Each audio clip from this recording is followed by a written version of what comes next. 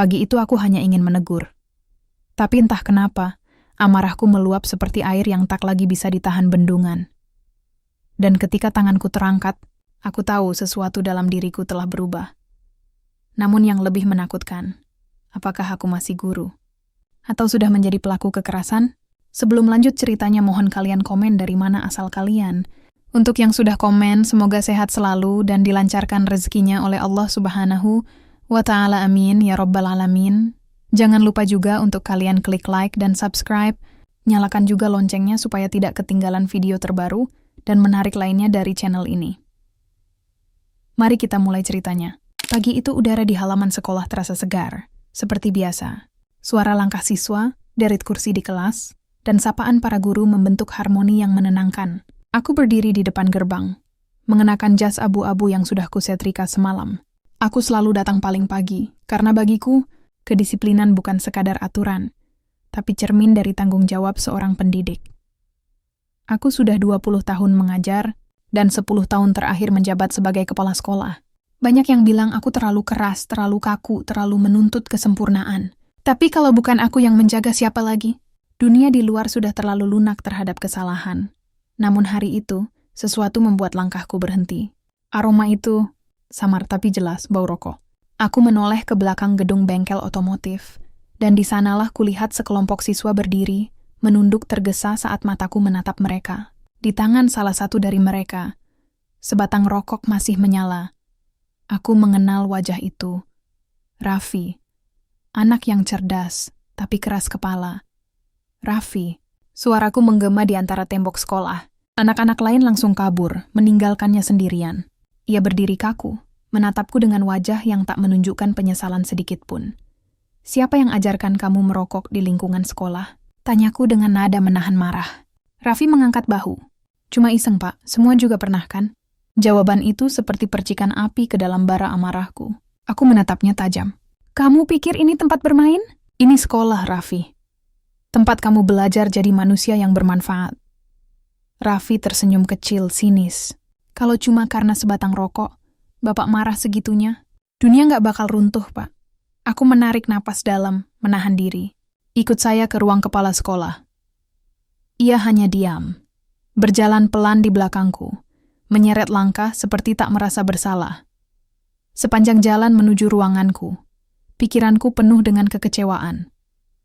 Anak-anak zaman sekarang terlalu mudah menyepelekan hal kecil. Mereka lupa dari hal kecil seperti inilah awal kehancuran bisa tumbuh. Aku duduk di kursiku, menatap Raffi yang berdiri di depan meja. Apa kamu tahu akibat dari tindakan kamu? Tanyaku perlahan. Dikeluarkan? Jawabnya singkat, dengan nada menantang. Nada itu membuat dadaku bergetar menahan emosi. Aku mencoba menegur dengan sabar, menjelaskan tentang disiplin, tanggung jawab, dan masa depan. Tapi tatapannya kosong. Ia menatapku seperti aku ini musuhnya, bukan gurunya. Beberapa detik keheningan terasa seperti perang batin. Lalu ia berkata dengan nada rendah tapi tajam. Bapak cuma suka cari salah orang. Sok suci, padahal banyak guru juga begitu di luar. Kata-kata itu menusuk dalam. Aku tak menjawab. Aku hanya menatapnya lama, mencoba mengendalikan sesuatu yang mulai tumbuh di dadaku, amarah. Dan dalam hatiku, ada bisikan kecil yang menakutkan. Jika anak ini tidak berubah, bagaimana nasib masa depan mereka nanti? Bel berbunyi nyaring, menandakan jam pelajaran dimulai. Namun bagiku, pagi itu baru saja memulai sesuatu yang jauh lebih besar. Sesuatu yang tak pernah kuduga, sebuah peristiwa yang kelak akan mengubah hidupku selamanya. Pagi itu ruanganku terasa lebih sempit dari biasanya. Udara dari jendela tak lagi menyejukkan. Justru membuat dada terasa berat. Di depan mejaku, Raffi duduk bersandar dengan sikap acuh. Ia memainkan pulpen di tangannya. Seolah sedang bosan mendengar khotbah panjang dari seorang tua yang tak berarti, aku menatapnya dalam diam. Dalam hati, aku masih berharap bisa menegurnya dengan cara baik-baik. Tapi dari sorot matanya, aku tahu anak ini sudah lelah mendengar nasihat. Ia hanya mendengar, tanpa benar-benar mau memahami. Raffi, ucapku pelan, menekan nada suara agar tetap tenang. Kamu sadar nggak? Merokok di lingkungan sekolah itu pelanggaran berat. Ia mendengos. Saya cuma ngerokok, Pak. Bukan nyolong, bukan berkelahi. Kenapa Bapak lebay banget? Kalimat itu seperti cambuk yang menghantam harga diriku sebagai pendidik. Aku mencoba tersenyum, tapi rasanya getir. Kamu pikir disiplin itu lebay? Dunia di luar sana nggak bakal sabar menghadapi orang yang seenaknya. Sekarang kamu masih sekolah, tapi nanti... Bapak nggak usah ngatur hidup saya, potongnya dingin. Saya tahu apa yang saya lakuin. Aku terpaku. Nadanya kasar menantang. Tidak ada sedikit pun rasa hormat di sana. Aku memejamkan mata, mencoba menahan gejolak yang mulai memanas di dada. Raffi, suaraku mulai bergetar. Saya nggak marah karena kamu merokok. Saya marah karena kamu nggak menghargai dirimu sendiri. Kalau kamu terus begini, kamu ya tertawa pelan. Bapak ngomongnya kayak di sinetron aja. Seketika, aku kehilangan kendali. Tanganku menghantam meja dengan keras. Suaranya menggema di seluruh ruangan, membuat Raffi terkejut sesaat, tapi rasa terkejut itu segera hilang, digantikan oleh senyum sinis. Kenapa, Pak? Marah? Mau mukul saya juga? Katanya dengan nada menantang. Aku berdiri, menatapnya tajam. Jangan uji kesabaran saya, Raffi. Saya di sini bukan musuhmu. Tapi Bapak bertingkah kayak musuh. Balasnya, semua orang di sekolah ini takut sama Bapak. Katanya disiplin, padahal cuma pengen nunjukin siapa yang berkuasa. Kata-kata itu menusuk lebih dalam dari pisau manapun. Dadaku panas, wajahku memerah, dan sesuatu dalam diriku seperti meledak. Aku melangkah maju. Kamu pikir saya menikmati ini semua? Saya berjuang supaya kamu punya masa depan, bukan jadi pecundang yang nyari alasan buat salahnya sendiri. Ia berdiri menatap mataku lurus-lurus. Masa depan saya urusan saya, bukan urusan Bapak. Seketika tanganku terangkat. Aku tidak berpikir panjang. Dalam sepersekian detik, suara tamparan terdengar keras dan hening menelan ruangan. Raffi menatapku dengan mata terbelalak, pipinya memerah. Aku tertegun menatap tanganku sendiri. Apa yang baru saja kulakukan? Beberapa detik terasa seperti selamanya. Raffi menunduk menatap lantai. Lalu ia berkata pelan namun tajam. Saya bakal ingat ini, Pak. Tanpa menunggu izin, ia berjalan keluar dari ruangan. Pintu terbanting keras di belakangnya. Aku berdiri kaku, napasku berat, mataku kosong menatap jendela. Di luar sana, suara siswa-siswa tertawa, seolah dunia tetap berjalan tanpa tahu apa yang baru saja terjadi.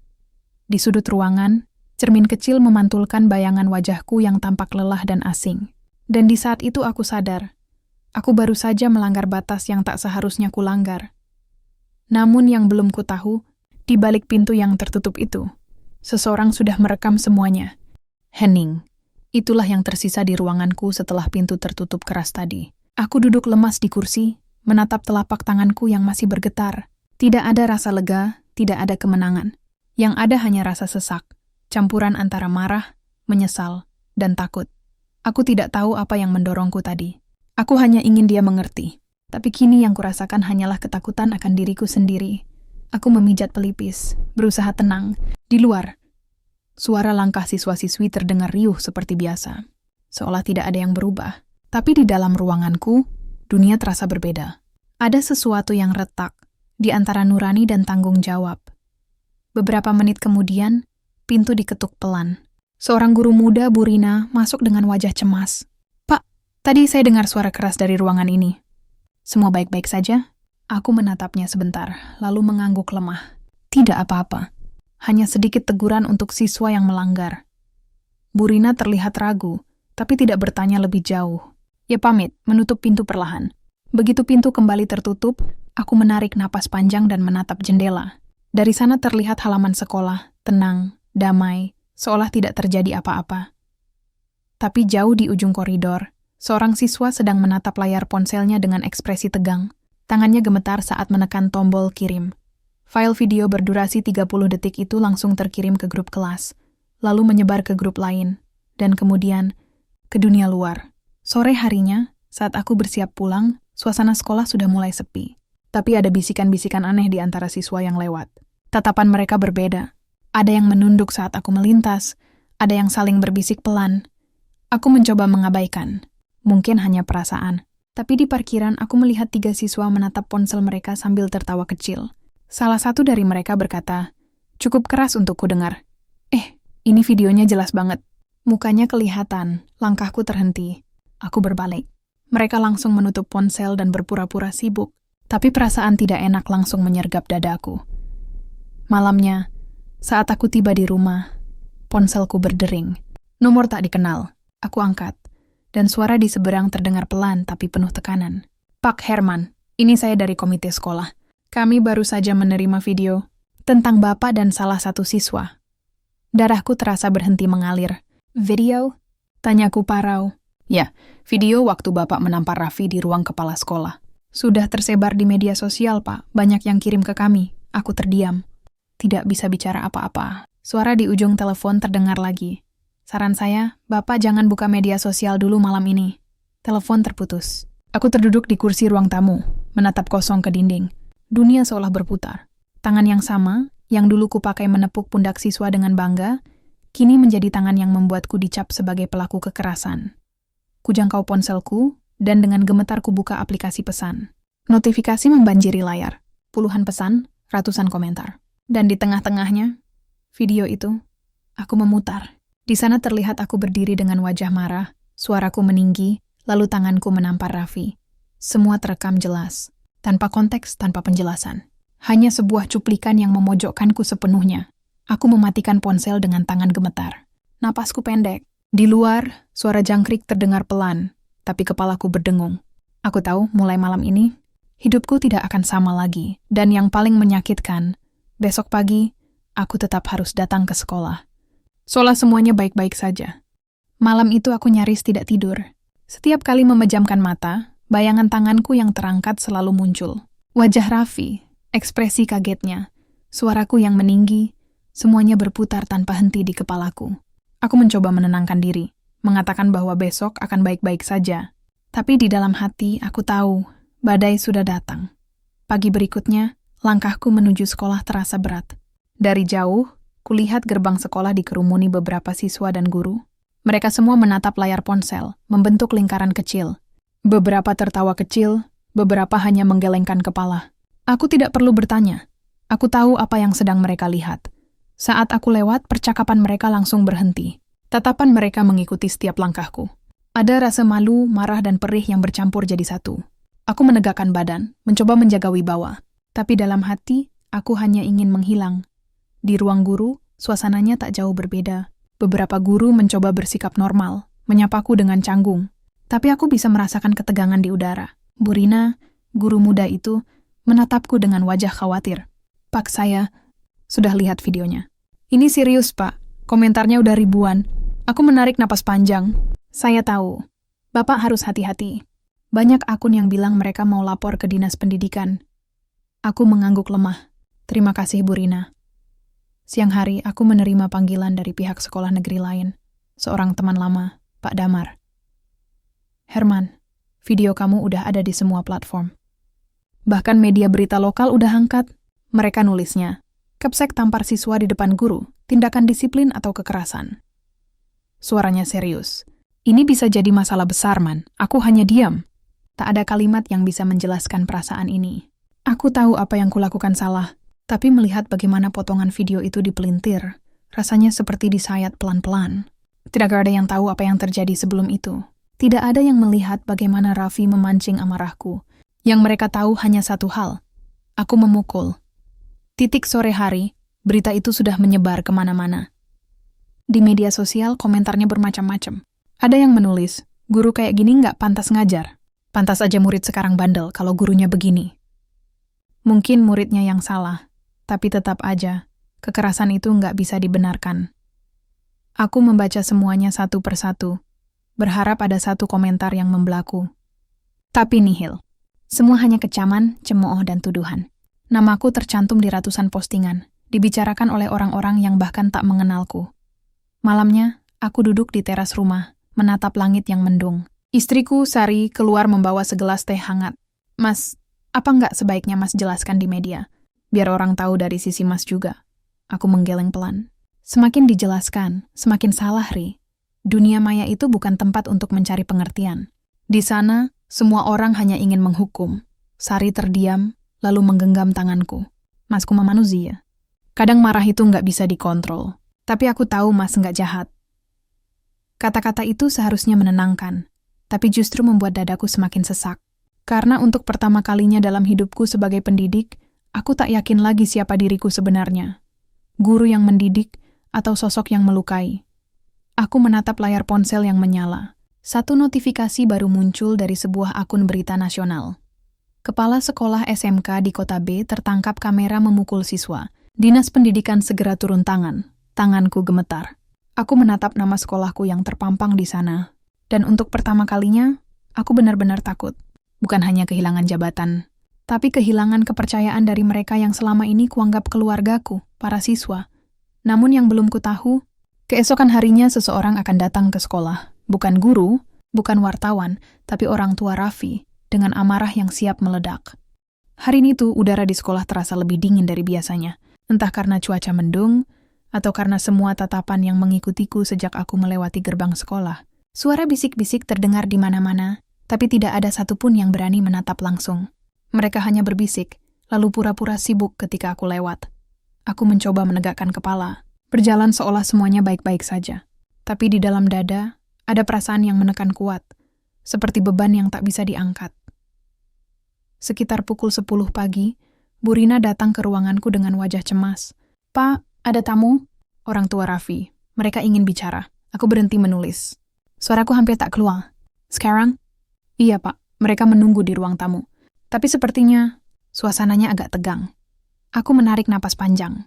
Jantungku berdetak lebih cepat. Aku tahu ini akan datang, cepat atau lambat.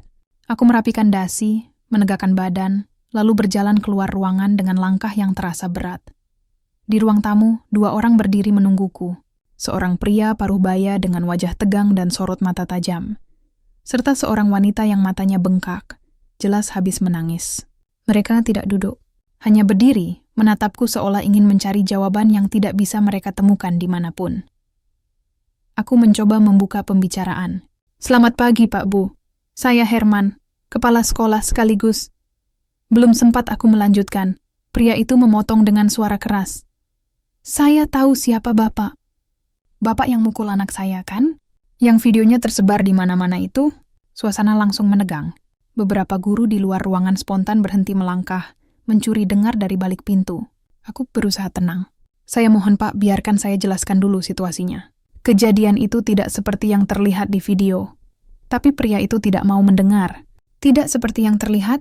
Anak saya ditampar sampai pipinya bengkak, dan sekarang dia trauma. Bapak pikir kami akan diam saja?" Wanita di sampingnya mulai menangis, menutupi wajahnya dengan tangan. Aku menatap mereka mencoba menahan getaran di dada. Saya akui saya khilaf. Tapi waktu itu saya hanya ingin mendidik. Raffi melanggar aturan berat, dan pria itu mengangkat tangan, menahan. "Cukup, Pak. Jangan bawa-bawa alasan mendidik untuk membenarkan kekerasan." Kata-kata itu seperti tamparan kedua bagiku. Lebih menyakitkan dari yang pertama. Aku ingin menjelaskan bahwa niatku bukan untuk melukai. Tapi bagaimana bisa menjelaskan niat baik pada orang yang sedang marah? Semua kata terasa sia-sia. "Mulai hari ini," lanjutnya, "kami laporkan kasus ini ke polisi. Kami mau proses hukum yang adil. Biar Bapak tahu rasanya diperlakukan sewenang-wenang." Aku terdiam. Tidak bisa berkata apa-apa. Sari, istriku, selalu bilang bahwa diam tidak selalu kalah. Tapi kali ini, diam terasa seperti hukuman. Mereka berdua pergi begitu saja, meninggalkan aroma ketegangan yang menyesakkan. Pintu ruang tamu tertutup keras. Aku berdiri sendirian, menatap lantai, mencoba menelan rasa malu dan takut yang bergantian datang. Beberapa guru mulai mendekat. Bu Rina menatapku dengan tatapan iba. "Pak, apa yang akan Bapak lakukan?" Aku menghela napas panjang. Entahlah, Bu Rina. Kadang saya merasa, dalam dunia pendidikan sekarang, salah sedikit saja bisa menghapus semua yang sudah kita perjuangkan seumur hidup. Aku berjalan kembali ke ruanganku. Suara langkahku terasa menggema di lorong yang sepi. Di setiap dinding, terpampang foto-foto kegiatan sekolah yang dulu membuatku bangga. Piala lomba. Foto wisuda, senyum siswa-siswi yang dulu kupikir akan selalu menghormatiku. Tapi kini, semuanya terasa seperti bayangan masa lalu yang perlahan memudar. Dan di meja kerjaku, ponsel bergetar. Sebuah pesan masuk dari nomor tak dikenal. "Siap-siap, Pak. Besok polisi akan datang ke sekolah." Tanganku gemetar. Aku menatap pesan itu lama, sebelum akhirnya berbisik pada diri sendiri. Mungkin ini balasan atas amarah yang tak bisa kukendalikan. Harriet, udara sekolah terasa begitu sunyi. Tidak ada lagi sapaan ceria dari siswa saat aku melewati koridor. Tidak ada lagi tawa kecil para guru di ruang guru. Semua berubah menjadi dingin, kaku, dan canggung. Seolah kehadiranku membawa bayangan gelap yang tak diinginkan siapapun. Pagi itu, Bu Rina masuk ke ruanganku dengan amplop coklat di tangannya. Wajahnya tampak tegang. "Pak, Ini baru saja diantar dari kantor polisi. Aku menatap amplop itu lama. Tanganku terasa berat ketika menerimanya. Hatiku berdebar tak karuan, seolah aku sedang memegang surat kematian. Kubuka perlahan, dan di dalamnya tertera dengan jelas.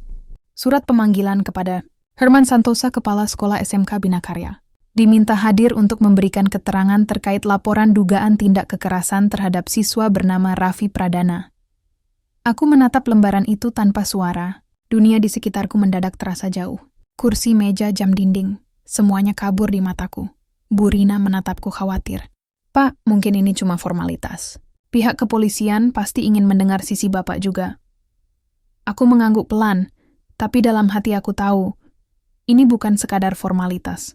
Ini adalah awal dari kejatuhan yang sesungguhnya. Sore itu aku duduk di teras rumah, menatap amplop pemanggilan yang masih tergeletak di meja. Sari duduk di sampingku, menggenggam tanganku dengan lembut. Mas harus kuat. Ini ujian, katanya pelan. Aku tersenyum getir.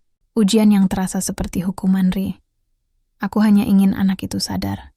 Bukan menghancurkannya. Sari menatapku dalam. Tapi dunia nggak peduli niat, Mas. Dunia cuma lihat hasil. Kalimat itu menampar lebih keras dari tamparan yang kuberikan ke Raffi. Aku tahu dia benar. Dunia maya tidak menilai dari alasan, tapi dari potongan video yang sudah dihakimi jutaan pasang mata. Keesokan harinya, aku memenuhi panggilan itu. Kantor polisi terasa dingin, dindingnya berwarna abu-abu pucat, dan aroma kopi campur kertas lembab memenuhi udara. Seorang penyidik muda menyambutku dengan sopan. Selamat pagi, Pak Herman. Terima kasih sudah hadir. Kami hanya ingin mendengar keterangan Bapak tentang kejadian di video itu. Aku mencoba menjelaskan semuanya dari awal. Tentang aturan sekolah, tentang Raffi yang merokok, tentang emosiku yang meledak karena rasa kecewa dan tanggung jawab. Setiap kata yang keluar dari mulutku terasa seperti membela diri, meski aku tahu semua sudah terlambat. Penyidik itu hanya menulis. Sesekali ia mengangguk, sesekali menatapku dengan ekspresi yang sulit diartikan. Setelah selesai, ia berkata pelan. Kami akan memanggil beberapa saksi dari pihak sekolah dan juga korban. Proses ini mungkin memakan waktu. Mohon kerjasamanya, Pak. Aku mengangguk. Saya akan kooperatif. Tapi saat keluar dari ruangan itu, langkahku terasa goyah. Seolah setiap langkah menjauh dari meja penyidik adalah satu langkah menuju kehancuran hidupku sendiri. Sesampainya di sekolah, semua mata menatapku. Beberapa guru berbisik pelan. Beberapa siswa berpura-pura tidak melihat. Tapi aku bisa merasakan, mereka semua tahu. Surat panggilan itu sudah tersebar. Kepala Dinas Pendidikan juga sudah mengirim pesan. Kami akan meninjau jabatan Bapak sementara waktu. Mohon dimaklumi, ini untuk menjaga nama baik sekolah. Aku memandangi layar ponsel lama-lama. Menjaga nama baik sekolah, lucu. Karena akulah yang dulu berjuang keras membangun nama baik itu. Malam itu aku duduk di ruang kerja sendirian. Lampu temaram menyorot tumpukan berkas prestasi sekolah di atas meja.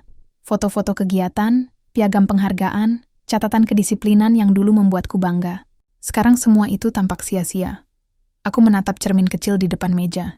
Wajahku lelah, mata sembab, dan rambut mulai memutih. Aku menatap pantulan diriku lama-lama, lalu berbisik pelan. Apakah semua pengorbananku selama ini akan berakhir di sini? Hanya karena satu tamparan, satu kesalahan yang tidak bisa dihapus. Suara malam menjawab dalam diam. Dan aku ingin tahu, badai sebenarnya belum benar-benar datang. Yang kutakuti bukan panggilan polisi, tapi kehilangan kehormatan sebagai seorang guru yang selama ini kujaga sepenuh jiwa.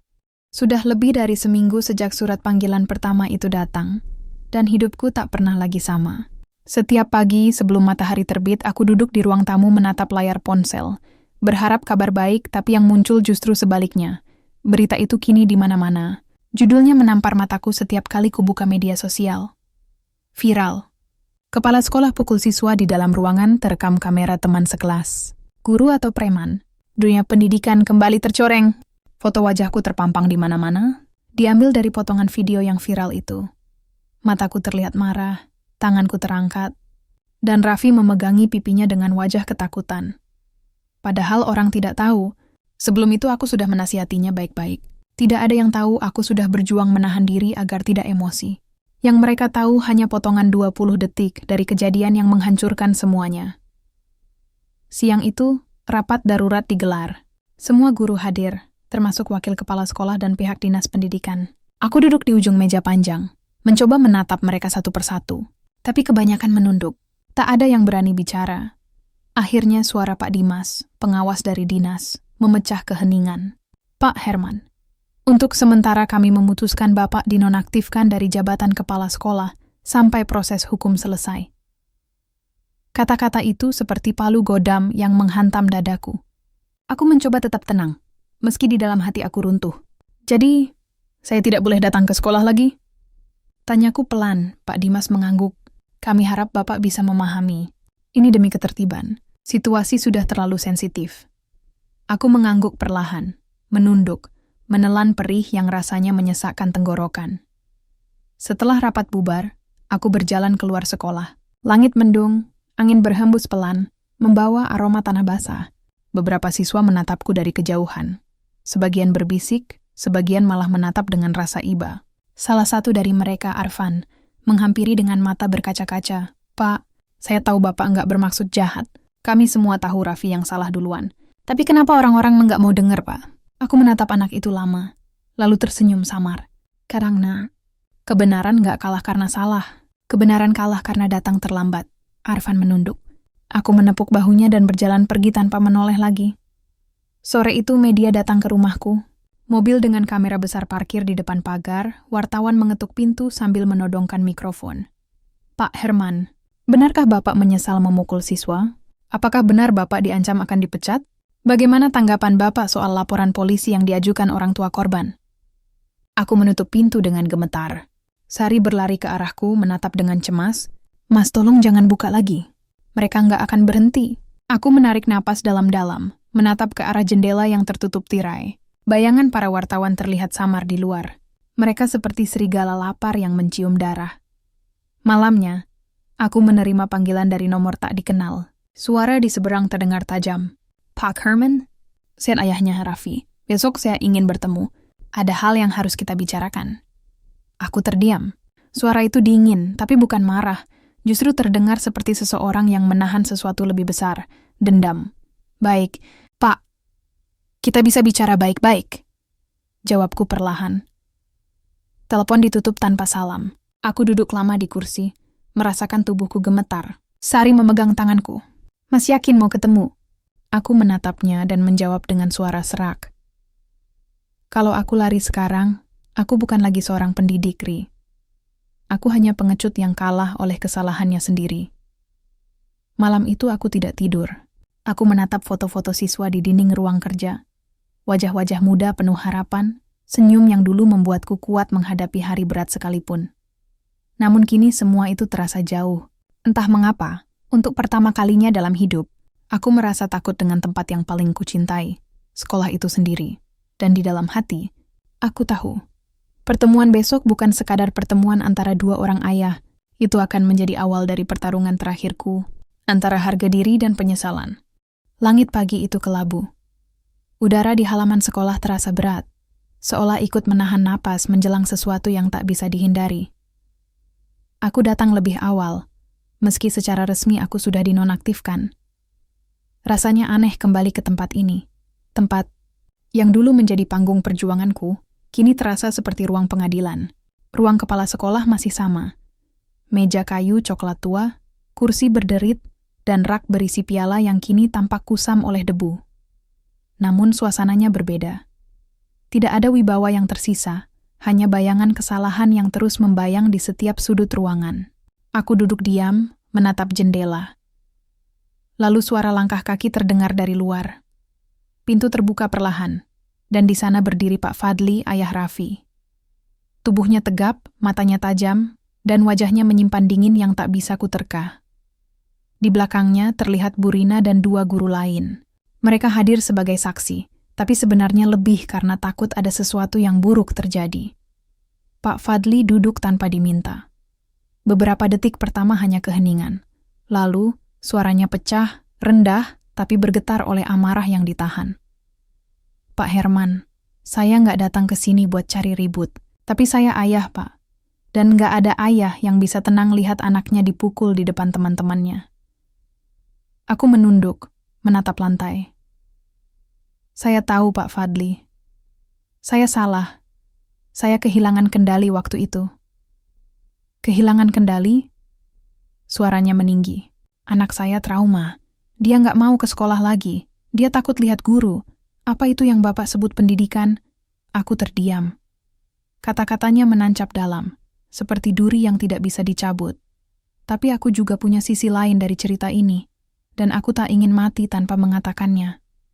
Pak Fadli, suaraku mulai serak. Saya sudah mendidik ribuan siswa selama bertahun-tahun. Saya selalu sabar, selalu berusaha jadi ayah kedua bagi mereka. Tapi hari itu, entah kenapa, saya melihat Raffi bukan sebagai siswa, tapi sebagai simbol dari semua hal yang salah di sekolah ini. Saya lelah, Pak. Lelah melihat anak-anak yang nggak mau diatur, guru yang takut menegur, dan orang tua yang baru peduli setelah semuanya terlambat. Ruangan itu hening lagi. Aku bisa melihat mata Pak Fadli berkaca-kaca, tapi wajahnya tetap tegang. Kalau Bapak lelah, kenapa anak saya yang harus jadi pelampiasan? Katanya dengan suara berat. Aku menelan ludah. Karena saya lupa kalau saya manusia juga. Saya lupa kalau kemarahan gak pernah bisa jadi alat pendidikan. Beberapa detik kemudian, suasana berubah. Pak Fadli berdiri, berjalan ke arahku, dan untuk sesaat aku pikir dia akan menamparku, seperti yang kulakukan pada anaknya. Tapi yang terjadi justru sebaliknya. Ia menatapku dalam-dalam, lalu berkata pelan, "Saya juga dulu dididik dengan keras, Pak. Tapi saya nggak pernah melapor ke polisi. Dunia sudah berubah. Sekarang semua dilihat, direkam, dihakimi. Tapi saya cuma pengen satu hal. Raffi belajar menghormati lagi. Dan Bapak belajar memaafkan diri sendiri." Aku menatapnya, kaget. Suaraku nyaris pecah. "Jadi, laporan itu..." Ia menunduk. "Masih berjalan. Tapi saya akan pikirkan ulang. Saya cuma ingin semuanya berhenti sebelum anak saya semakin rusak karena kebencian." Begitu ia keluar, aku tetap duduk di kursi itu lama sekali. Bu Rina mendekat, menepuk bahuku. "Pak, kadang Tuhan izinkan kita jatuh supaya kita tahu rasanya berdiri tanpa kebanggaan, hanya dengan penyesalan." Aku tersenyum pahit. Ya, dan mungkin baru dari situ kita benar-benar jadi guru. Hari itu aku menatap ruangan itu untuk terakhir kalinya sebelum pergi. Piala-piala di rak seolah memandangku, dingin, bisu, tapi juga penuh kenangan. Aku tahu aku mungkin tak akan kembali ke sini lagi, setidaknya tidak sebagai kepala sekolah. Namun di dalam hatiku, ada sesuatu yang mulai berubah. Untuk pertama kalinya sejak semuanya terjadi, aku tidak hanya merasa bersalah, tapi juga siap untuk menebusnya. Tapi hidup tidak berhenti di situ. Sore harinya, telepon dari pihak kepolisian kembali datang. Suara di seberang terdengar serius. "Pak Herman, mohon hadir kembali besok. Ada perkembangan baru dari kasus ini. Kami menemukan bukti tambahan dari video rekaman lain." Aku terdiam. Bukti tambahan? Rekaman lain? Dadaku kembali bergetar. Aku pikir badai sudah berlalu. Ternyata belum. Dan aku tahu bab berikutnya akan menentukan segalanya. Pagi itu terasa lebih sunyi dari biasanya. Aku duduk di ruang tamu, menatap cangkir kopi yang sudah dingin sejak 1 jam lalu. Sari duduk di seberangku, menatapku tanpa kata. Ia tahu aku harus pergi ke kantor polisi lagi hari ini. Tapi kali ini, rasanya berbeda. Seperti ada sesuatu yang menunggu di ujung perjalanan ini. Sesuatu yang bisa menyelamatkanku, atau menghancurkan semuanya. Aku tiba di kantor polisi sekitar pukul 8. Suasana di sana masih sama. Bau kertas lembab, dinding kusam, dan suara ketikan mesin dari ruang penyidik. Namun kali ini, penyidik yang menanganiku, Pak Yusuf, terlihat sedikit lebih serius dari biasanya. "Silakan duduk, Pak Herman," katanya sambil membuka map berisi beberapa lembar kertas dan 1 flash disk kecil. "Terima kasih, Pak," jawabku, menahan gemetar di tangan. Ia menatapku dalam. "Kami baru menerima rekaman tambahan dari saksi lain. Seorang mengirimkannya secara anonim. Rekaman ini memperlihatkan kejadian dari sudut lain. Aku menatap flash disk itu lama. Rasanya seperti melihat benda kecil yang bisa mengubah seluruh hidupku." Penyidik menekan tombol play. Layar laptop di hadapanku menampilkan ruangan kepala sekolah, tempat kejadian itu. Tapi kali ini sudut kameranya berbeda. Rupanya, salah satu siswa lain merekam dari balik kaca jendela. Aku menahan napas saat melihat diriku di video itu. berdiri di depan Raffi yang sedang memegang rokok di tangannya. Tapi kemudian, untuk pertama kalinya, aku melihat sesuatu yang tak pernah kulihat sebelumnya. Raffi lebih dulu menendang kursi di depanku, lalu berteriak, "Guru cuma berani ngomong doang." "Gak usah sok suci, Pak." Aku bisa melihat jelas ekspresi wajahku yang berubah. Dari marah menjadi kecewa, dari kecewa menjadi kehilangan kendali. Dan setelah itu, tamparan itu terjadi. Tapi sekarang, konteksnya terlihat berbeda. Video itu memperlihatkan penyebab yang selama ini hilang dari potongan viral di media. Potongan 20 detik yang menghancurkan hidupku ternyata hanyalah setengah dari kebenaran. Penyidik menghentikan video dan menatapku. "Rekaman ini akan kami verifikasi, Pak." Tapi dari apa yang terlihat, situasi mungkin tidak sepenuhnya seperti yang tersebar di media. Aku menutup wajahku dengan kedua tangan. Air mataku jatuh tanpa bisa kutahan. "Terima kasih Tuhan," bisikku pelan. Pak Yusuf hanya menatapku lalu berkata, "Bapak tetap harus bertanggung jawab atas tindakannya. Tapi rekaman ini bisa mengubah banyak hal." Aku mengangguk. "Saya siap, Pak. Saya hanya ingin kebenaran dilihat utuh, bukan potongan yang disalahartikan." Sore itu, kabar mulai beredar. Beberapa media mengabarkan munculnya video baru yang memperlihatkan versi lain dari insiden itu. Judulnya berubah, "Fakta Baru, Video Lengkap Tunjukkan Siswa SMK Provokasi Kepala Sekolah Sebelum Pemukulan Terjadi." Publik mulai soroti etika siswa dan peran orang tua dalam kasus SMK viral. Komentar publik pun mulai berubah. Yang dulu mencaci kini mulai mempertanyakan. Yang dulu menghina kini diam. Di rumah, Sari memelukku sambil menangis. "Mas, lihat. Orang-orang mulai tahu kebenarannya," katanya dengan suara bergetar. Aku memegang wajahnya lembut. "Belum selesai, Ri. Tapi setidaknya Tuhan masih adil." Malamnya ponselku bergetar. Pesan dari nomor tak dikenal masuk. "Pak, saya minta maaf. Saya yang nyebarin video itu pertama kali. Saya nggak tahu bakal separah ini. Saya salah, Pak. Aku tertegun." Nomornya tidak tersimpan, tapi aku tahu dari gaya tulisannya siapa pengirimnya. Salah satu siswa di kelas Raffi. Mungkin yang dulu takut atau sekadar ingin viral. Aku tidak membalas pesan itu. Aku hanya menatap layar lama-lama dan berbisik pelan. Kadang keadilan datang bukan dari niat baik, tapi dari rasa bersalah. Beberapa hari kemudian, aku dipanggil lagi oleh Dinas Pendidikan. Mereka memintaku datang ke rapat tertutup. Di sana, kepala dinas menatapku dengan wajah serius namun lebih tenang. "Pak Herman," katanya, "kami tahu Bapak sudah melalui banyak hal. Dengan bukti baru ini, kami akan menunda keputusan pemberhentian Bapak. Tapi kami juga berharap Bapak mau menjalani pelatihan etika pendidikan sebelum kembali mengajar." Aku mengangguk, menahan emosi yang hampir pecah. "Saya siap, Pak. Saya cuma ingin bisa mengajar lagi, bukan sebagai kepala sekolah, tapi sebagai manusia yang sudah belajar dari kesalahannya." Saat keluar dari gedung dinas, langit tampak lebih cerah. Angin sore berhembus lembut, membawa bau hujan yang tertinggal di udara. Aku mendongak, menatap langit. Dan untuk pertama kalinya setelah sekian lama, aku merasa lega. Namun jauh di lubuk hati, aku tahu, belum semua luka sembuh. Masih ada satu hal yang belum selesai, bertemu dengan Raffi. Dan aku tahu, bab berikutnya bukan lagi tentang pembelaan atau penyesalan, tapi tentang pengampunan. 1 bulan telah berlalu sejak semua badai itu reda. Sekolah kembali berjalan seperti biasa, meski tanpa diriku di dalamnya. Aku masih sering melewati gerbangnya setiap pagi, sekadar melihat dari jauh, mendengar suara bel, tawa siswa, dan hiruk-pikuk yang dulu menjadi bagian dari hidupku. Sekarang aku hanya penonton dari luar pagar. Hari itu aku menerima pesan dari nomor tak asing. "Pak, Raffi mau ketemu," katanya dia mau bicara langsung. Pesan itu dari Bu Rina. Aku diam lama sebelum membalas. Jantungku berdetak cepat, antara takut dan lega. Mungkin inilah akhir yang sebenarnya harus kuhadapi. Bukan pengadilan, bukan berita, tapi pertemuan antara dua manusia yang sama-sama terluka.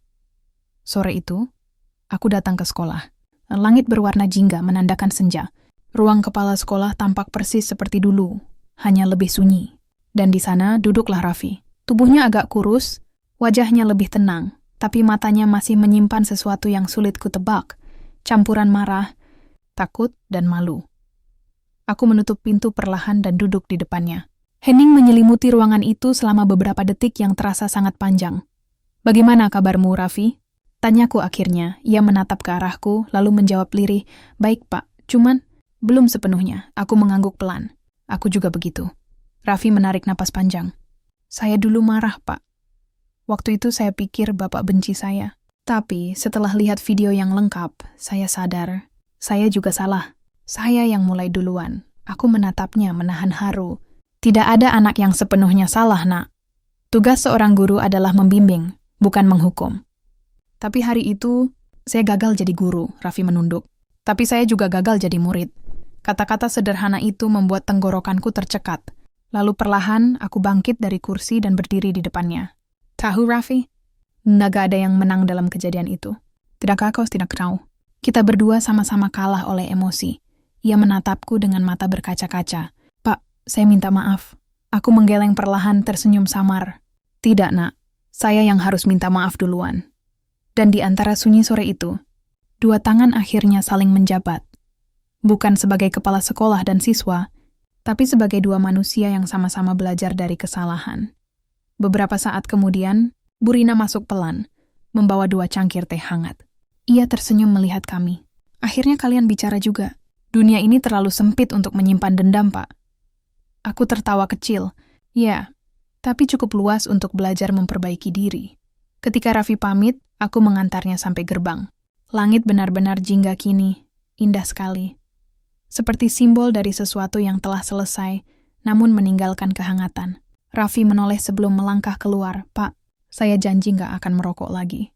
Saya mau lulusin sekolah ini biar Bapak tahu, saya nggak sia-sia jadi murid Bapak. Aku tersenyum, menepuk bahunya. Aku akan percaya padamu, Raffi. Karena itu yang seharusnya dilakukan seorang guru. Percaya. Setelah ia pergi, aku berdiri sendirian di depan sekolah yang perlahan gelap. Semua suara hari itu lenyap, digantikan oleh ketenangan yang tak pernah kurasakan sebelumnya. Aku menatap bangunan tua itu sekali lagi lalu berbisik pelan, terima kasih Tuhan. Karena kau izinkan aku jatuh agar aku tahu rasanya berdiri lagi bukan karena jabatan, tapi karena pengampunan. Aku melangkah pergi, tak lagi membawa beban, tak lagi menunduk karena malu. Hanya seorang guru tua yang akhirnya mengerti bahwa mendidik bukan tentang siapa yang paling benar, tapi siapa yang paling mau belajar untuk memperbaiki dirinya sendiri.